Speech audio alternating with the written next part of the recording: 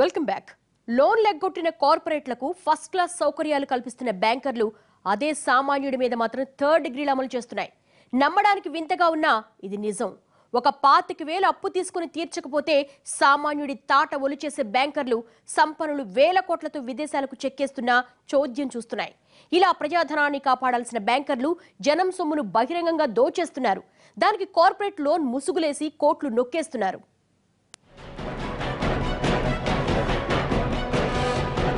అసలు విజయ్ మాల్యాకు అన్ని వేల కోట్లు ఎలా లోనుగా ఇచ్చారు? ఎందుకు ఇచ్చారు? ఏది హామీగా పెట్టుకుని ఇచ్చారు?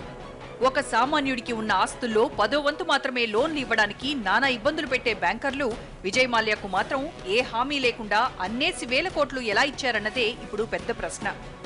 మాల్యా ఈ నెల 2వ తేదీనే దేశం విడిచి వెళ్లిపోయారన్న అటార్నీ జనరల్ వ్యాఖ్యలపై సుప్రీంకోర్టు ట్రిబ్యునల్ స్పందించింది.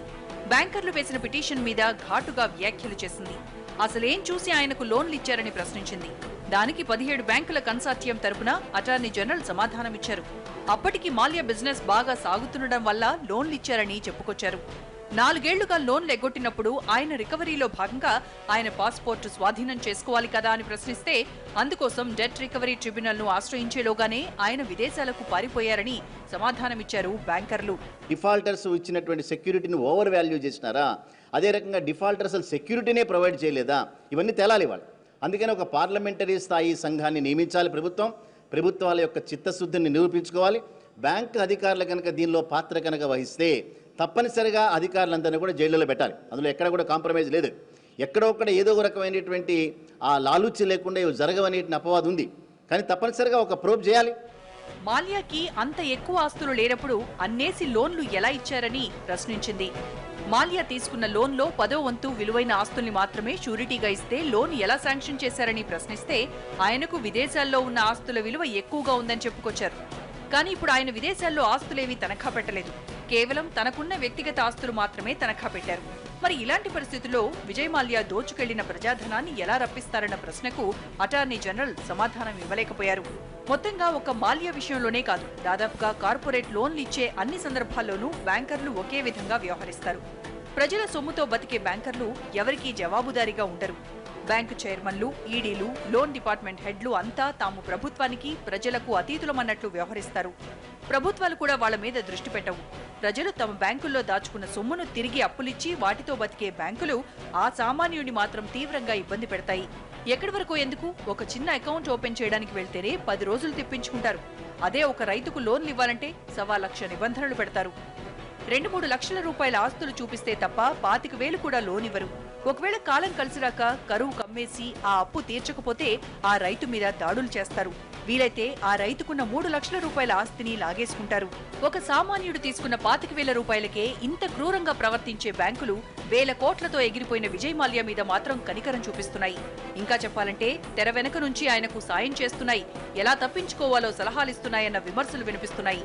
ఇంతలా కార్పొరేట్లకు బ్యాంకర్లు దాసోహమనడానికి చాలా కారణాలే ఉన్నాయి. వాళ్ళిచ్చే కమిషన్లు, విందులు, వినోదాలు, విదేశీ యాత్రలు, అక్కడ అమ్మాయిలతో జల్సాలు, ఇలా చెప్పుకుంటూ పోతే చాలా లెక్కలే ఉన్నాయి. మాల్యా కూడా కింగ్ ఫిషర్ ప్రారంభమయ్యాక 100 కోట్లతో అందరికీ గోవాలో పార్టీ ఇచ్చాడు. దీనికి బ్యాంకర్లతో పాటు అప్పటి పొలిటీషియన్లు కూడా హాజరయ్యారు. ఇలా మాల్యా డిఫాల్టర్ గా మిగిలిపోతాడని తెలిసినా షూరిటీ లేకుండానే లోన్లిచ్చిన బ్యాంకర్లే ఈ విషయంలో నిజమైన దొంగలు. ఇప్పుడు ఇలాంటి మాల్యాలు చాలా మంది దేశంలో ఉన్నారు. వాళ్లందరి పేర్లు బయటపెట్టమని సుప్రీంకోర్టు అడిగితే ఈ బ్యాంకర్లంతా చెప్పిన సమాధానమేంటో తెలుసా?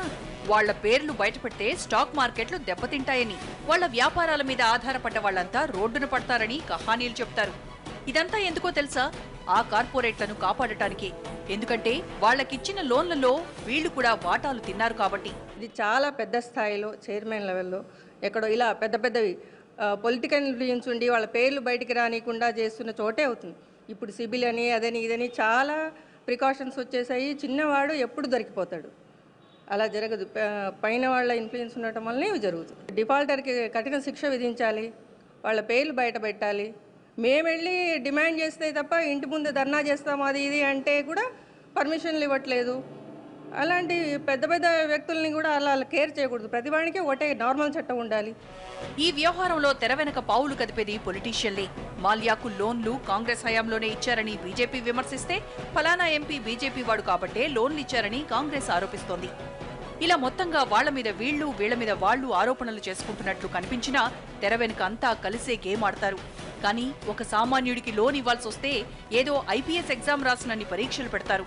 ఒక వ్యక్తి లోన్ తీసుకుని దాన్ని సరిగ్గా తిరిగి చెల్లించాడో లేదో తెలుసుకోవడానికి ఆ వ్యక్తి లావాదేవీలన్నీ సిబిల్ కూలంకషంగా పరిశీలించి నివేదిక ఇస్తుంది. దాన్ని బట్టే లోన్ ఇవ్వాలా వద్దా అని నిర్ణయిస్తాయి బ్యాంకులు. ఖచ్చితంగా ఈరోజు విల్ఫుల్ డిఫాల్ట్ ఏదైతే అంటున్నామో ఆ విల్ఫుల్ డిఫాల్ట్ అనేది క్రిమినల్ అఫెన్స్ చేయాలన్నది all India bank employees association గత 15 ఏళ్లుగా చేస్తున్న డిమాండ్. ఎందుకంటే చిన్న ఉదాహరణ చెప్తాను.